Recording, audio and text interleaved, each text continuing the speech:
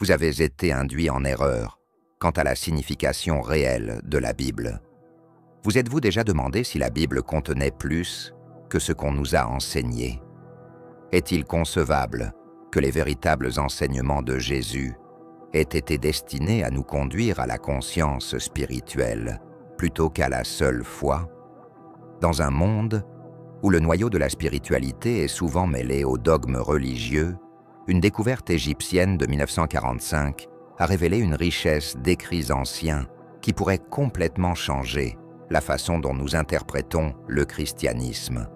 Parmi ces écrits, l'évangile de Thomas s'est imposé comme un phare, apportant des éclairages très différents des évangiles considérés comme canoniques.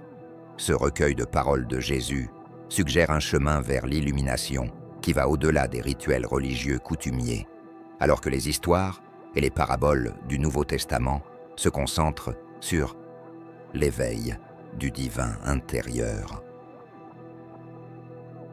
Son message central, vous en avez déjà assez, résonne profondément avec notre quête moderne d'un but. Cette révélation nous met au défi d'aller au-delà des limites de la foi traditionnelle, afin de découvrir les possibilités illimitées de notre propre être, nous invitant ainsi à un voyage de découverte de soi et d'éveil spirituel. Nous examinerons comment les leçons mystiques trouvées dans l'évangile de Thomas se rapportent aux idées de manifestation, de conscience et d'interdépendance de toute vie aujourd'hui, au cœur de la gnose, une expression qui va au-delà des connaissances traditionnelles pour embrasser une compréhension mystique essentielle à la rédemption. Contrairement aux racines du christianisme orthodoxe, qui mettent fréquemment l'accent sur les œuvres et la foi comme moyen de salut, la gnose nous emmène dans un monde où l'illumination spirituelle est atteinte par une révélation individuelle et étroite de la vérité divine. Cette compréhension profonde se révèle à l'intérieur via un voyage approfondi et introspectif dans sa propre essence, plutôt qu'à partir d'enseignements extérieurs ou d'une allégeance dogmatique. Ces enseignements résonnent avec la vieille sagesse selon laquelle il faut d'abord se comprendre soi-même pour comprendre le divin, le commandement de se connaître, en dissolvant les murs fictifs séparant l'humain du divin. Cette réalisation de soi n'est pas une quête égoïste. Cette connaissance précise que nous ne sommes pas seulement chair et sang, contraints par notre existence physique, mais plutôt fondamentalement de la même substance que le divin, est ce que la tradition gnostique définit comme le salut, une sorte de libération spirituelle résultant de la prise de conscience de notre unité avec le divin et promue dans l'évangile de Thomas. Cette compréhension change notre façon de voir le monde et nous-mêmes. Ce n'est pas un exercice intellectuel. Cela implique que le paradis est un état de conscience accessible maintenant, grâce à la connaissance de notre nature divine, plutôt qu'un endroit lointain, accessible après la mort. Au fond, les doctrines gnostiques, notamment telles qu'elles sont exprimées dans l'évangile de Thomas, invitent à se métamorphoser. Cette route nous mène vers l'intérieur, vers la compréhension de notre être le plus profond et de son lien indissoluble avec la source universelle de toute existence, plutôt que vers l'extérieur, dans le domaine des poursuites matérielles et des validations extérieures. Ici, dans les murmures silencieux de notre âme, nous découvrons la capacité de faire advenir notre réalité, dirigée par la connaissance éternelle que nous sommes, en fait, divins. Non seulement pour ses formulations crédoles, mais aussi pour son influence significative sur le développement de la doctrine chrétienne. Le concile de Nicée, en 325, après J.C., constitue un tournant dans l'histoire chrétienne. Ce groupe d'évêques, appelé par l'empereur Constantin, était chargé de rassembler les enseignements de l'Église, mais les retombées de leur choix dureraient des siècles et entraîneraient un écart majeur par rapport aux croyances point fondamental du christianisme tel qu'enseigné par Jésus et ses disciples immédiats. L'un des résultats clés du Concile fut la création de l'orthodoxie, un système doctrinal unique et cohérent destiné à unir la théologie chrétienne. Mais de nombreux autres enseignements et écrits spirituels proposant différentes interprétations du message de Jésus ont été inévitablement marginalisés et supprimés en raison de ce processus de normalisation. Parmi celles-ci figuraient des leçons mettant l'accent sur la manifestation, la loi de l'attraction et l'interdépendance de toutes choses, des concepts qui, bien que remarquablement contemporains dans leur résonance, étaient considérés comme hérétiques dans le cadre de l'orthodoxie récemment établie. L'un de ces ouvrages qui s'écartait de l'acceptabilité chrétienne était l'Évangile de Thomas, qui met fortement l'accent sur la perspicacité intérieure et la découverte de l'essence divine de chacun. La compréhension qu'elle apportait sur la nature de la conscience, la force du but et l'unité de la création a été perdue au profit des doctrines chrétiennes dominantes, parce qu'elle n'était pas incluse dans la Bible canonique. Cette perte a définitivement modifié la pensée chrétienne, la faisant sortir de la voie contemplative et mystique qui marquait le mysticisme chrétien primitif. Ces omissions ont de graves conséquences, obscurcissant involontairement les voies d'accès à l'illumination spirituelle qui était essentielle aux enseignements de Jésus. Le Concile de Nicée a rejeté les enseignements qui mettaient l'accent sur l'expérience personnelle directe du divin en faveur de croyances valorisant l'autorité institutionnelle et les rituels externes. Ce détournement a influencé le christianisme en mettant l'accent sur une notion de salut externe et médiatisée par l'Église, plutôt que sur une reconnaissance introspective de sa propre divinité et de son unité avec l'univers. Ces choix ont laissé le christianisme, pour beaucoup, coupé des fondements mystiques et expérientiels qui le caractérisaient autrefois. Il y avait un vide là où existait autrefois une riche tapisserie de connaissances spirituelles, car d'importants enseignements spirituels qui auraient pu donner aux gens un lien direct et personnel avec le divin étaient perdus ou cachés.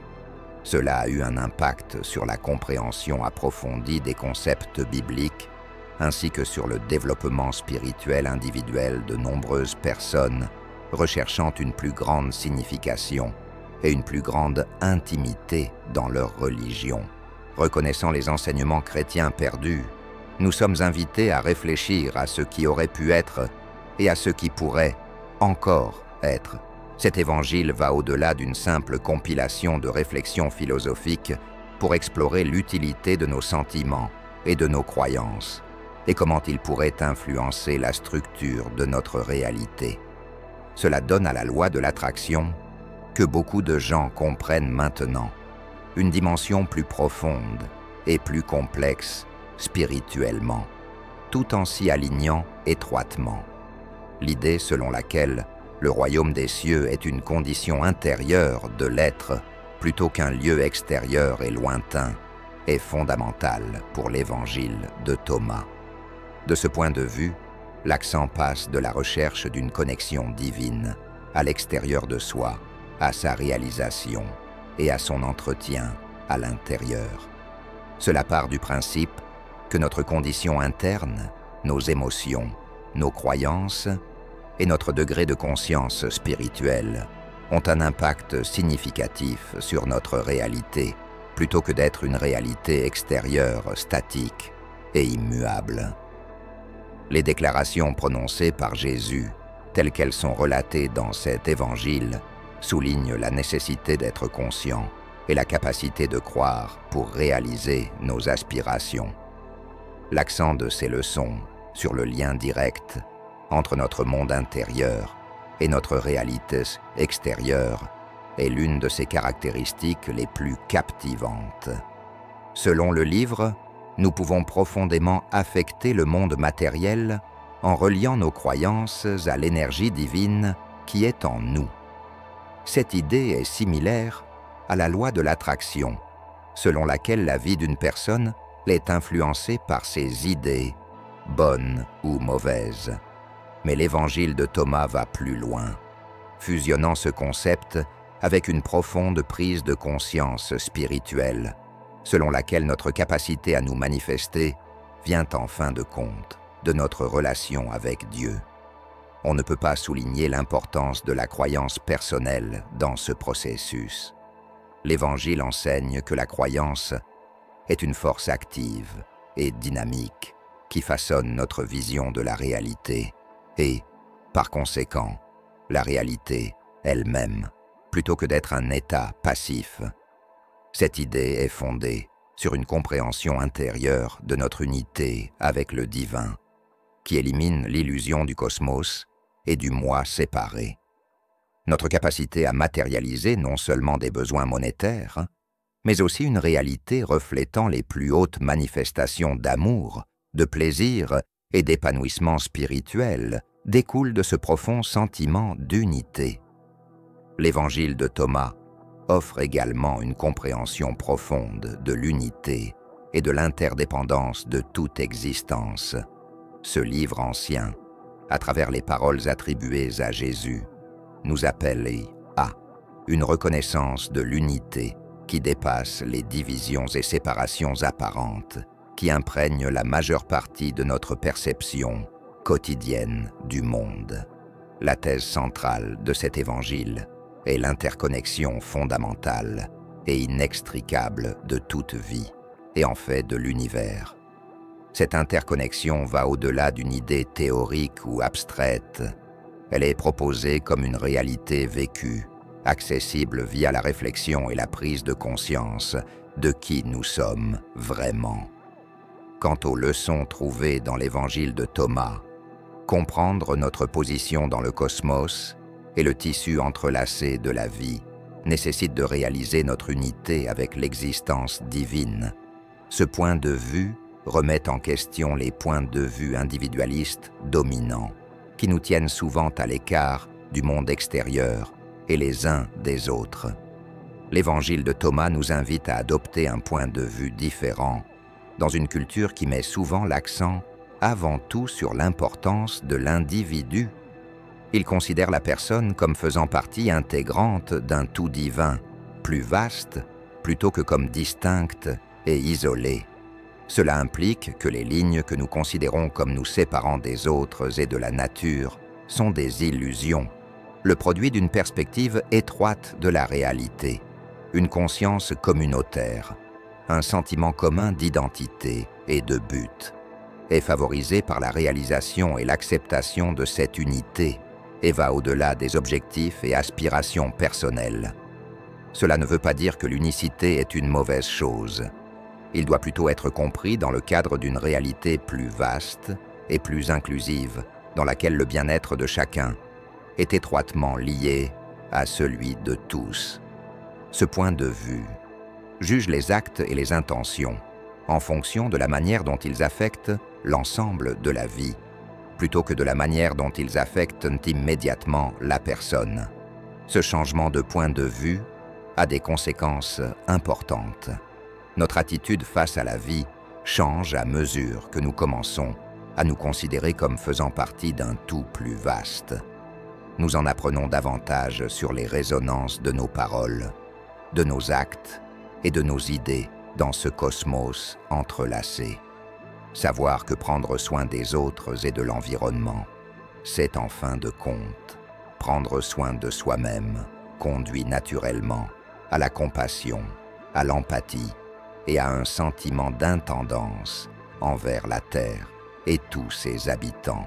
De plus, l'évangile de Thomas soutient que cette compréhension de l'unité et de l'interconnexion est un éveil spirituel autant qu'une posation morale ou éthique. C'est prendre conscience du fait que l'étincelle sacrée qui alimente toute l'existence est la même que celle qui réside en nous.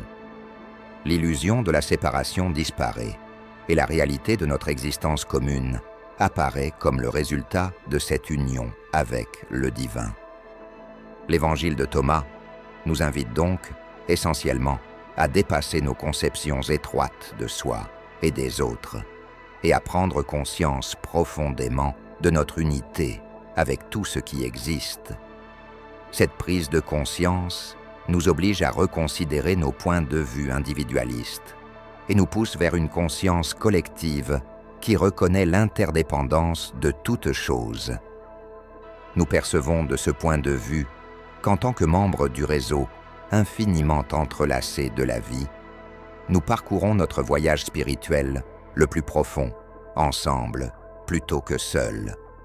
De nos jours, les données scientifiques soutiennent ces vieilles idées et elles trouvent écho dans le domaine de la science moderne.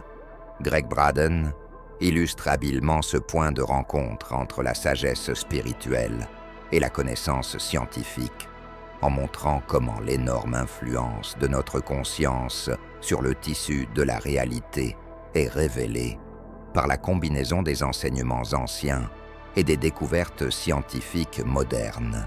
Ces recherches révèlent la convergence de plusieurs disciplines apparemment sans rapport, notamment dans le domaine du potentiel humain et de notre relation à l'univers.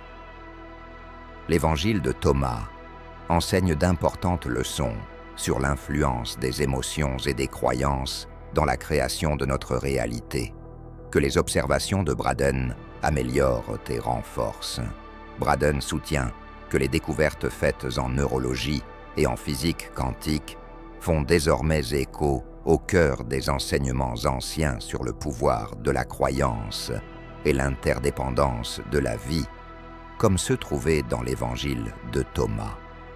Ces domaines scientifiques contemporains soutiennent l'affirmation spirituelle selon laquelle nos états intérieurs peuvent apparaître dans notre réalité extérieure en démontrant à quel point nos pensées et nos sentiments affectent le monde physique.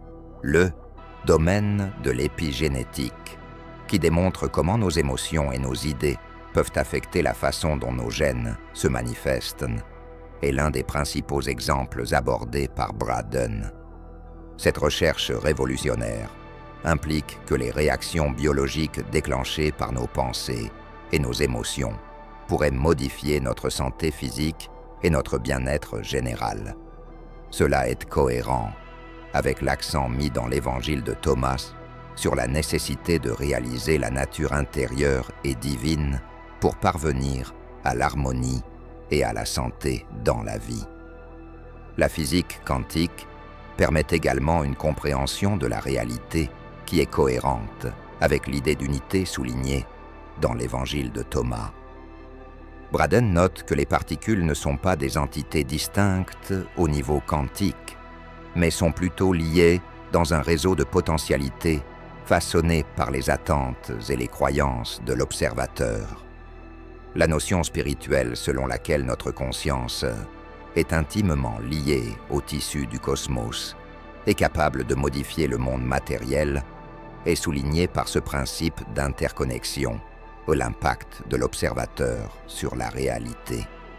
Braden se penche également sur le pouvoir des croyances et des émotions de groupe, affirmant que lorsque nous nous unissons vers un objectif commun, les résultats peuvent être amplifiés dans le monde matériel. L'Évangile de Thomas nous appelle à comprendre notre interdépendance et à nous manifester non seulement pour notre bénéfice personnel, mais aussi pour le bénéfice du groupe. Cette conception d'une conscience collective, produisant des résultats concrets dans la réalité, n'est pas sans rappeler cet appel. Greg Braden présente une image puissante et profondément spirituelle du potentiel humain dans son discours sur le point de rencontre des connaissances anciennes et de la science contemporaine. Repensant les limites de ce que nous pensons réalisable, il promeut une perspective globale dans laquelle la spiritualité et la science se combinent pour offrir une réalité plus profonde sur notre capacité à créer notre existence Cette perspective non seulement confirme, mais ajoute également une nouvelle profondeur et une nouvelle pertinence aux leçons trouvées dans l'évangile de Thomas, dans notre recherche moderne de connaissance et de changement. Une idée fondamentale mais importante est au cœur de notre voyage à travers la sagesse ancienne, la science contemporaine et les enseignements transformateurs de l'évangile de Thomas. Vous êtes déjà nombreux, résonnant au fil des siècles. Ce message est un phare de réalité dans notre recherche de connexion, de sens et de but. Cela nous rappelle que chacun de nous a une étincelle divine en nous, qui est le secret pour réaliser notre réalité et atteindre l'illumination spirituelle. Savoir que vous êtes essentiellement divin est un remède puissant contre la solitude, l'incapacité et le désir qui envahissent si souvent nos vies. C'est la confirmation qu'il est plus important de réaliser et d'accepter qui vous êtes vraiment que d'essayer de devenir quelqu'un que vous n'êtes pas. Cette connaissance change complètement la façon dont nous voyons le monde, nous-mêmes et nos vies. Cela nous amène à voir des possibilités abondantes et illimitées plutôt que de la rareté et des limites. Nous commençons à créer notre réalité à partir d'une position d'autonomisation et de connexion avec notre nature réelle lorsque nous acceptons que nous sommes déjà suffisants. Cet alignement nous aide à nous matérialiser pour le bénéfice de tous, pas seulement de nous-mêmes, en donnant à nos objectifs clarté, force et harmonie. Nous découvrons dans cette épiphanie les bases d'une vie vécue en relation étroite avec l'univers, nous-mêmes et le divin, ainsi que le secret de l'illumination spirituelle. C'est un appel à garder à l'esprit que chacun de nous est un miroir infiniment connecté du divin en notre fondement. Cette idée devrait vous servir d'inspiration, de boussole et de guide tout au long de votre progression. L'expérience la plus exquise, la plus difficile et la plus enrichissante que vous ayez jamais vécue est la réalisation de votre divinité innée. N'oubliez jamais que vous en avez déjà assez et que vous avez la capacité de changer le monde ainsi que votre propre vie. Veuillez partager vos histoires, téléspectateurs, des histoires de métamorphose, d'épiphanie ou de questions qui orientent encore votre vie. Dites-le leur dans l'espace prévu pour les commentaires ci-dessous, lors d'échanges avec vos proches ou sur toute autre plateforme qui vous convient. Établissons un lieu où nos expériences communes agissent comme un déclencheur d'éveil et d'autonomisation de groupe.